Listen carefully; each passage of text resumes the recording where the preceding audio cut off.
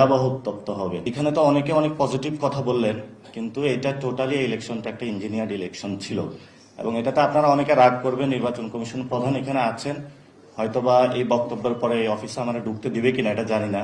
তবে ইনশাল্লাহ আরেকটা গণ অভ্যুত্থান হলে নির্বাচন কমিশন প্রথমে আমি এটাতে হাত দিব, যাতে নির্বাচন কমিশনটা আপাদ মস্তক এটা হলো গোড়া থেকে আগা পর্যন্ত পরিবর্তন করবে এবং আমার ফার্স্ট টার্গেট হবে এটা। কারণ আমি একজন প্রার্থী হিসাবে এই ইলেকশনে যেটা দেখেছি, আমি নির্বাচন কমিশনে ফোন দিয়েছিলাম, ওনারা মামুনুল হকের আসনে একটা নির্দেশনা দিয়েছিল যে বক্সের বাইরে যদি সিল পড়ে সেটা হলো কাউন্ট হবে না, কিন্তু আমার আসনে নির্দেশনা দিয়েছিল যে বক্সের বাইরে যদি সিল পড়ে সেটা হলো কাউন্ট হবে। এবং সেখানে নির্বাচনের দিন ডিজিএফআই, এনএসআই এবং অন্যান্য গোয়েন্দা সংস্থা থেকে শুরু করে কিভাবে ডিসি অফিসে নগ্নভাবে একটা ইলেকশনের ইঞ্জিনিয়ারিং করতে পারে সেটা সাক্ষী এই বাংলাদেশ দেখেছে। এবং সেই রিপোর্টগুলো আমরা বিভিন্ন জায়গায় ইন্টারন্যাশনাল কমিউনিটির কাছেও দিয়েছি এবং আমি যেহেতু এটা নিজের নগ্ন সাক্ষী ছিলাম, ইনশাল্লাহ এই পরিবর্তনটা হবে। এবং বাংলাদেশে বলা হয়ে থাকে যে আমাদের যে নির্বাচন কমিশনের জায়গাটা অনেক যদি মেরুদণ্ড সোজা থাকে তাহলে বাংলাদেশটা অনেক দূরে এগিয়ে যায়।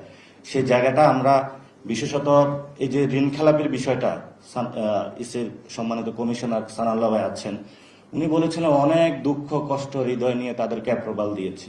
কেন? আপনার দুঃখ কষ্ট থাকলেই তো আপনি সংবিধান লঙ্ঘন করতে পারেন না। এটা আপনার একটা কমিটমেন্টের জায়গা, আপনি তাদেরকে ছাড় দিবেন না।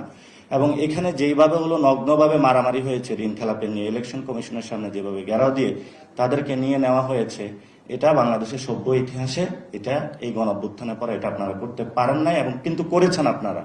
যাক, আল্লাহ আপনাদের উপরে একটা ব্লেজিং দিয়েছে আমাদের এই প্রধানমন্ত্রীর, সেই প্রধানমন্ত্রীর ব্লেজিং নিয়ে আপনারা আছেন, থাকবেন। কিন্তু লোকাল গভর্নমেন্টে আমরা আশা করব যে আপনারা এই ধরনের কোনো অ্যাক্টিভিটিসে যদি যান সেটাতে হয়তোবা মানে রাজপথ খুবই পরিস্থিতি উত্তপ্ত হবে।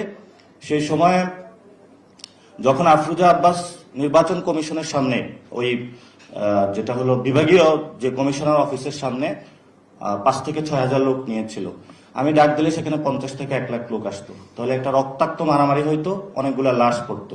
আমি শুধু একটা কারণে সরে আসছি যে যদি ওই হসপিটালে যায় যেই বাবার ছেলেটা মারা যেত আমি তাকে কোনো জবাব দিতে পারতাম না, এই জন্য হলো আমি সরে আসছি। তো ইনশাল্লাহ এটা কিন্তু বাংলাদেশে বিচার হবে। এই নির্বাচন কমিশনের যারা এই নির্বাচনে নেতৃত্ব দিয়েছেন তাদের বিচারে ইনশাল্লাহ ভবিষ্যতে আমরা বাংলার মাটিতে করব। এবং সাথে সাথে লোকাল গভর্নমেন্ট ইলেকশনে যদি এর থেকে কোনো বাজে পরিস্থিতি হয় সেটার বিরুদ্ধে আমরা শক্ত হাতে প্রতিবাদ করব। আমরা এখানে বাই কনস্টিটিউশন দেশের জন্য কাজ করতেছি। আমরা নির্বাচন কমিশনের প্রধানের বাসায় যাব, খাবো, এটা পার্সোনাল সম্পর্ক। যারা নির্বাচন কমিশনার আছেন আপনারা আমাদেরকে দোয়া দিবেন, আমরা আপনাদের দোয়া দেব, কিন্তু যখন আপনারা একটা চেয়ারে আছেন সেই চেয়ার ধরে আমরা কথা বলবো। আর আমি এখানে যখন কথা বলছি আমি ব্যক্তি নাচেরও কথা বলছি না, আমি এনসিপির একজন প্রতিনিধি হয়ে কথা বলছি। আমরা যেটা বিশ্বাস করি সেই বিশ্বাসটা বাংলাদেশে ইনশাল্লাহ বাস্তবায়ন করব। এবং এই যে অপু ভাই আছেন, ওনার সাথে তো অনেক আগে কথা হয়েছে, তো ভাই আপনারাও দেখবেন যে লোকাল গভর্নমেন্টটা যাতে সুষ্ঠুভাবে হয়।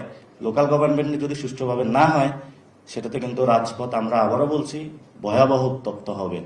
এবং লাস্ট যে কথাটা দিয়ে শেষ করব, সাংবাদিক ভাইয়েরা আপনারা সবচেয়ে টাফেস্ট জব এই নির্বাচন কমিশনে করে থাকেন এবং আপনাদের চোখ কিন্তু ফাঁকি দেয় না এখানে কে দুর্নীতিগ্রস্ত আর কে চোট বাটপার গুন্ডা এখানে আছে, সবগুলো আপনারা জানেন। কিন্তু হলো আপনারা হয়তো বা মালিক পক্ষের চাপ বা অন্যান্য চাপে এগুলো বলতে পারবেন না, কিন্তু আশা করব যে একটা সময় যে যারা রিপোর্টার্স বিয়ন্ড বর্ডার থেকে আছে এই ধরনের ইন্টারন্যাশনাল অর্গানাইজেশন সেগুলোর সাথে আপনারা কানেক্টেড হবেন।